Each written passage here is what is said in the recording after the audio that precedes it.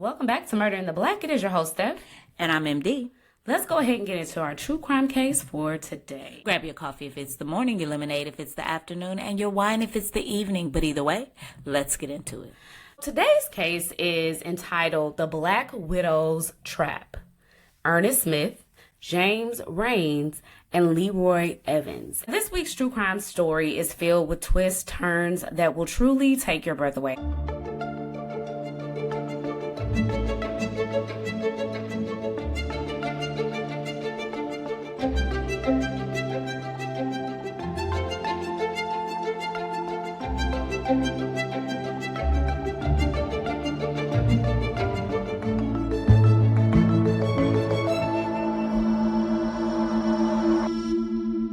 We delve into a tale that examines the depths of manipulation and how far it can lead a person astray.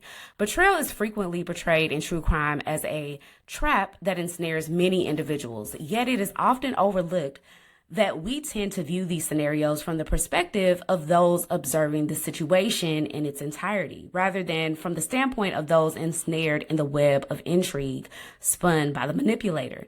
In this episode of Murder in the Black, I invite you to don the lenses of the person being manipulated and consider their perspective. Allow me to share this compelling story with you. Emma was born in 1963 in Mississippi. Growing up in a working class and possibly lower class family, she always yearned for the finer things in life. In her own words, she wanted to go somewhere. Although she wasn't entirely sure how she would achieve her goals, she knew that finding the right partner would be essential for her journey. One day at church, Emma met Ernest Smith, the man she had been searching for. As a pastor, he was a respected gentleman, and everyone spoke highly of him. He also worked as a truck driver and aspired to become a full-time preacher, a dream he was diligently pursuing. Now, when Emma and Ernest met, a powerful spark ignited between them, leading them to their eventual marriage. At that time, Ernest had a 4-year-old daughter from a previous marriage. Their marriage ended up blossoming over the course of 10 years, during which Emma dedicated herself to becoming a successful business owner while Ernest devoted his efforts to preaching.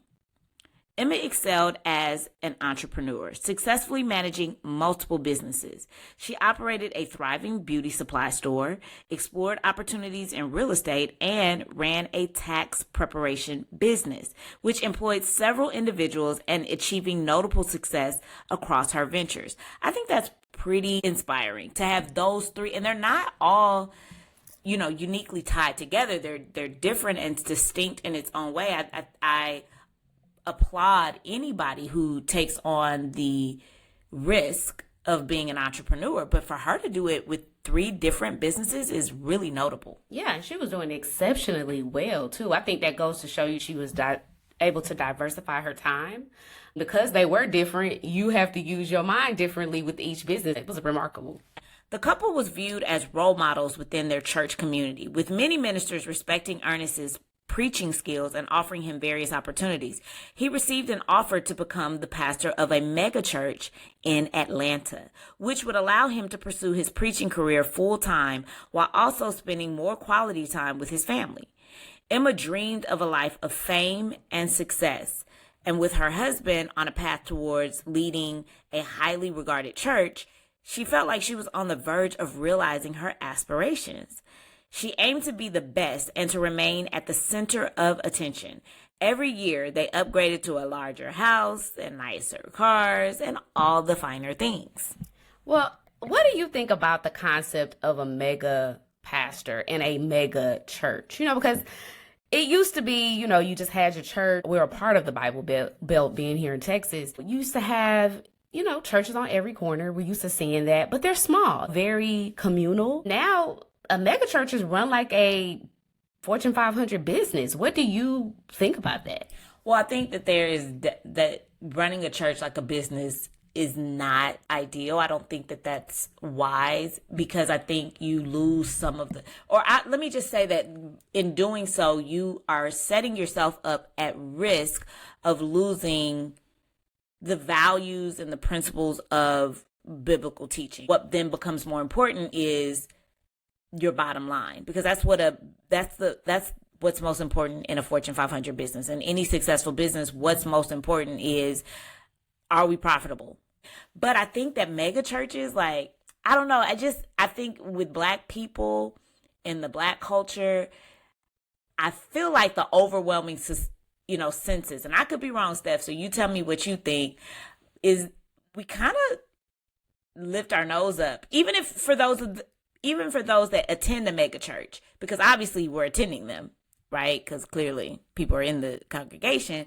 But I think we tend to, put our nose up at it, because, like, what are you really doing with that money?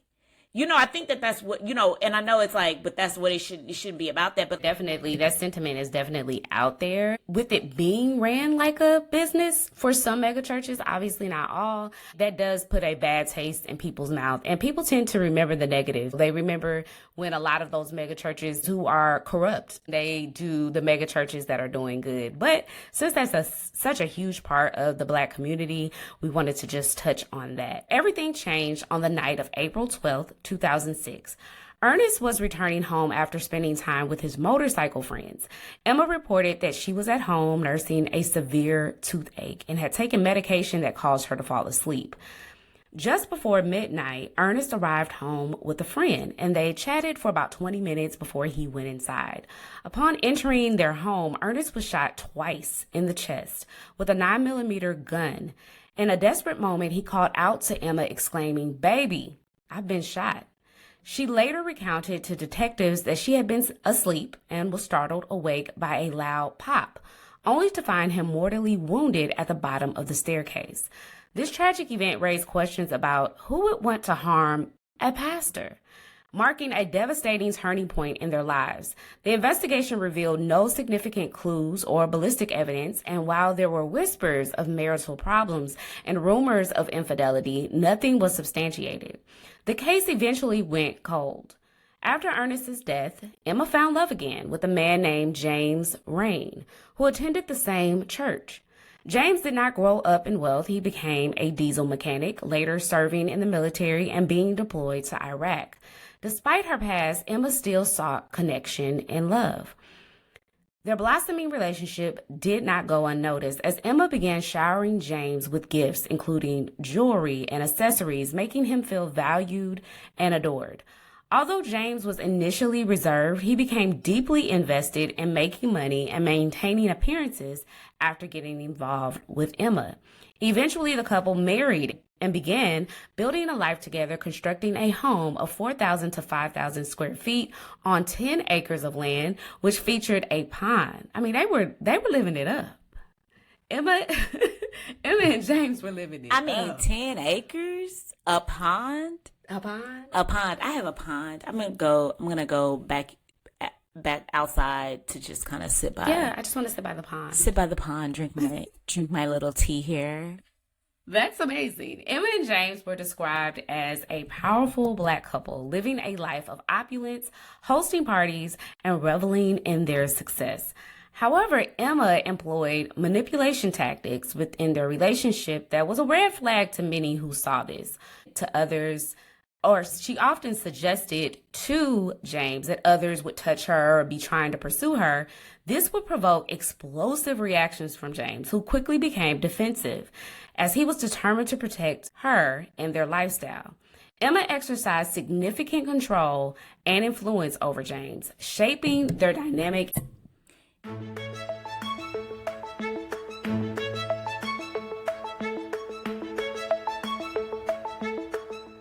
Emma was away on a trip when she tried to reach James, but was unable to do so. Concerned, she called his mother, who also couldn't get in touch with him. Decided to go to their house, only to find the bedroom door open. Upon entering, she discovered James's dead body in bed. He was shot multiple times in the body and head while he slept. She saw blood on his face and called his name, but he did not respond. Overcome with grief, his mother screamed, "My baby is dead." At the time of James's murder, Emma was in Arkansas.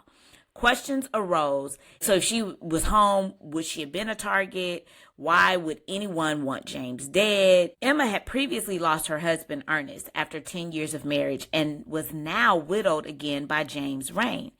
The tragic pattern of having two husbands killed in her home, once in 2006 and again in 2011, raised suspicions. James's brother received a call from their mother and immediately contacted 911. When he arrived at his brother's residence, it was confirmed that James had indeed been murdered. Police processed the crime scene and quickly concluded it was not a robbery gone wrong. The shooting was, in fact, intentional. There was no sign of forced entry. The alarm system had not been triggered, indicating that the assailant was somebody familiar with James and his home. The motive behind the murder remained a mystery, compounded by the lack of evidence.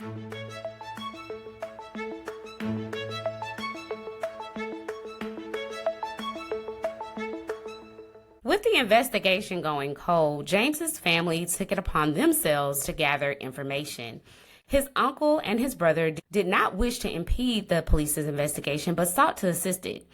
They began to hear troubling rumors surrounding their nephew and brother's case, and pondered whether his military service in Iraq had any connection to his murder. James had served a year in Iraq and returned home with symptoms of paranoia and PTSD, often keeping a firearm either on him or within his reach. His family was devastated by his loss and worried about Emma, the widow of both James and Ernest. Speculation circulated that Emma and James had been involved in Ernest's murder. Emma and James met through Ernest, who, like James, belonged to the same National Guard unit. Emma had enjoyed being a pastor's wife, and the couple had shared many happy moments together, including cookouts where James would be invited along with his brother Enoch. At one of these gatherings, Enoch witnessed James kissing Emma and cautioned him, saying he was playing with death by being intimate with his friend's wife. Enoch suspected their affair had been ongoing for quite some time without Ernest's knowledge, because when he caught his brother, he was like, "What are you doing? You can't be doing this at his house." And he was just like, "It's cool. We've been doing this." He doesn't know anything. The relationship between Emma and James intensified in the months leading up to Ernest's death. Although they were supposed to end their affair, they did not. Conflict within their relationship boiled over, culminating in Ernest's murder.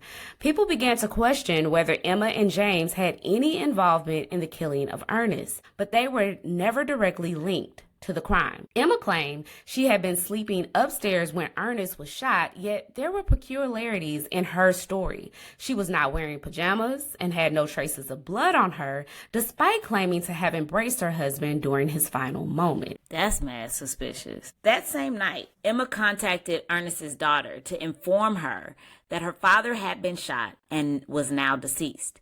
To others, it appeared that Emma was putting on an act, raising further suspicion about her true involvement in the tragedies that had befallen her and her husbands. There was no evidence to implicate Emma, though, or anyone else in the murders of her husbands, resulting in both cases remaining cold for 5 years. It was particularly unusual that both of her husbands had been shot to death. Enoch, James's brother, received an anonymous tip urging him to check his mailbox, where he discovered an insurance policy that Emma had taken out on Ernest for $800,000. She was reportedly engaged in a court battle over the proceeds, with both James and Emma listed as beneficiaries. It raised suspicions that Ernest, who was aware of the affair between his wife and James, would designate the man sleeping with his wife as a beneficiary of his life insurance policy. Because why would he do that? Like, I just think of that song, "Don't be suspicious, don't be suspicious." This is suspicious. I mean, so suspicious, because, like, just name your wife. Like, what? It's so rare that anyone would even name some, like, I don't care how close of a friend you are. If I have a wife, or if I have a husband, if I have kids, I'm going to name my family before I'm going to name my friend. My friend who's sleeping with my wife. But I digress. This seemingly kept Ernest in the dark regarding the true nature of the relationship between Emma and James, leading many to believe that James was involved in Ernest's death. James's uncle. William and his brother Enoch were determined to uncover the truth about their loved one's murder. In their small town, everyone was connected, yet people were reluctant to speak out, fearing Emma's influence.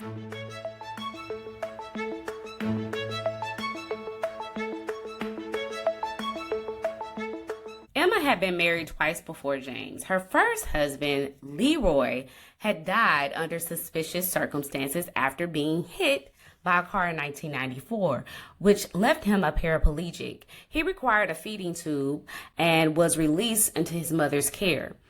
And Emma was the last person to be with him before his death. When his mother came back in to check on him, she found that his feeding tube had been removed. LeRoy subsequently aspirated on his own saliva and choked to death. Although his death was ruled an accident, the circumstances raised questions, especially considering Emma had benefited financially from a policy that doubled from $25,000 to $50,000 upon his death. Rumors circulated regarding James and Alfred Terry Edwards, James's foster brother, allegedly being involved in Ernest's murder. When questioned, Terry exhibited signs of anxiety and nervousness. He claimed he had not killed James and indicated that both he and James were responsible for Ernest's death. Now, I want to caution you that the people who got this information was James's uncle and his brother. They were the ones that kind of took this investigation by the bull's head and just led it on their own. Terry claimed that Emma and James had allegedly hired Terry to murder Ernest, promising him $10,000 for the job. When people say these numbers, $10,000 for killing someone? $10,000. Like, $10,000 is not a drop in the bucket to me. Like, I'm not that well off that $10,000 means nothing, but $10,000 for a life. That's I'm going to kill you. I could possibly go to jail if I got found out for $10K. Let's talk about $1 million, maybe. And even then, I'm sorry, I'm just not going to be able to do it. But like $10,000? Right. According to Terry, he positioned himself behind the house, waiting for Ernest to finish his conversation with a friend. As soon as the friend drove away, Terry emerged, shot Ernest twice in the chest, and fled the scene. Eventually, the family tried to persuade Terry to turn himself in, but he delayed doing so for several months. They struggled with the painful realization that their loved one might be complicit in the death of another. Plus, Terry was a family member of his own, and so I'm sure that was a struggle for them to finally go to the police with their information, but they eventually did. William and Enoch met with investigators and provided evidence concerning Terry's involvement in Ernest's homicide, including an insurance policy and details of fraud. Terry confessed to the murder, which prompted detectives to prepare an arrest warrant for him. He was subsequently apprehended in Galveston, Texas, while police began searching for Emma, because that's who we need to arrest as well. She was arrested for the murders of Ernest Smith, displaying a cold demeanor and showing no emotion throughout the process. Ernest's daughter was deeply affected by the events. While the deaths of James and LeRoy were deemed suspicious, there was insufficient evidence to pursue charges in those cases. MD, can you highlight again how important it is, or how important it should be, for investigators to follow evidence and bring that evidence to the prosecutor so they can have a good case? Right. The prosecution can only bring a case. I don't want to say they can only try a case once, but like, you have one good solid opportunity to try a case. Because if the jury comes back with a not guilty verdict, then that's it. You can't be tried again for that case where you've been found not guilty. It's called double jeopardy.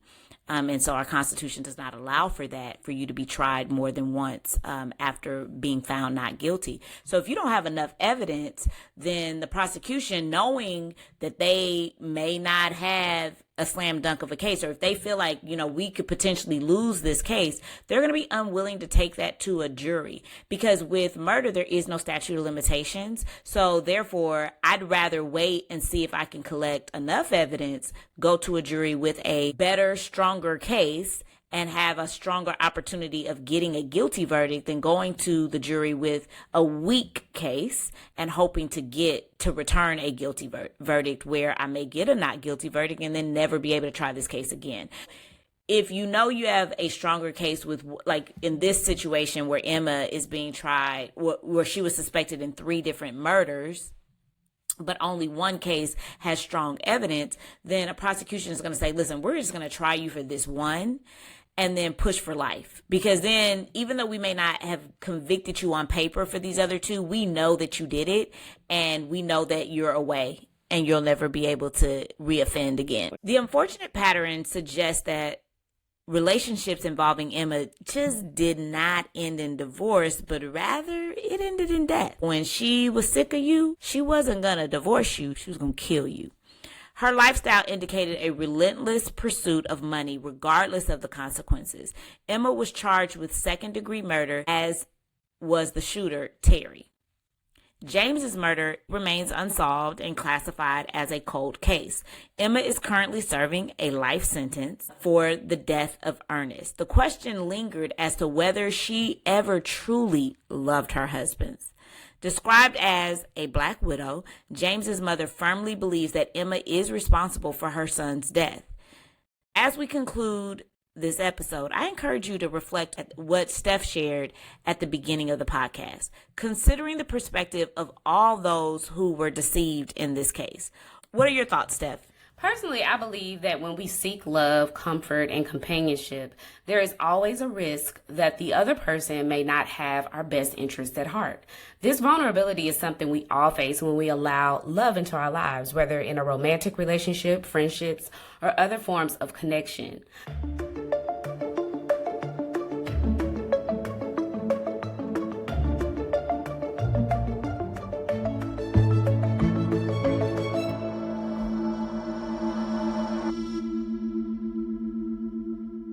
For this episode's takeaway, I think it's important to approach the situation with grace for the men who fell victim to Emma's manipulation. This includes James, who played a role in orchestrating Ernest's murder while clinging to the belief that their love story would somehow be different. I do not condone James's actions. He was ultimately responsible for taking a life. His blindness to Emma's true nature, the poignant example of the depth of deception to which he was exposed, and ultimately chose to accept until his own demise. Ultimately, we must acknowledge that evil can lurk even in the most sacred spaces of the human experience.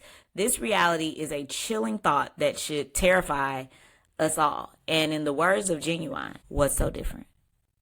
You thought you hated it. No, but seriously, guys, I mean, I think this case definitely just was a tailspin. To know that she had 3 unsuspecting men that got caught in her web, and she was most certainly a black widow. We encourage you guys to share this episode or any episode that you have particularly liked from us this season with friends and family. We ask that you also give us a 5-star review on any podcast that we are available on platform, and we will see you guys next week.